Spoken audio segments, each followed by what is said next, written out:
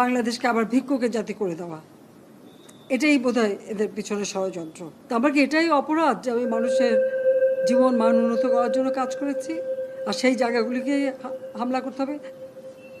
সেটাই হচ্ছে সব থেকে দুঃখজনক, যে দিন রাত অক্লান্ত পরিশ্রম করে বাংলাদেশটাকে যখন একটা জায়গায় নিয়ে আসলাম, আজকে সেখানে দেখি এই একদিকে জ্বালাও পোড়াও সব কিছু। ঠিক যে প্রতিষ্ঠানগুলি মানুষের সেবা দেয়, আজকে মেট্রো রেলে চড়ে মানুষ কত অল্প সময়ের মধ্যে সময় বাঁচিয়ে কর্মস্থলে পৌঁছাতে পারতো, আবার ফিরতে পারতো।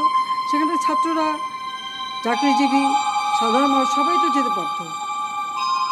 সেই স্টেশনগুলি পুড়িয়ে এখন ট্রাফিক জ্যাম, মানুষের কষ্ট।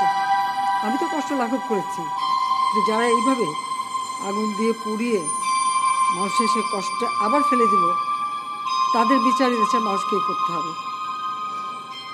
আমি খালি সকলের সহযোগিতা চাই। আর এইভাবে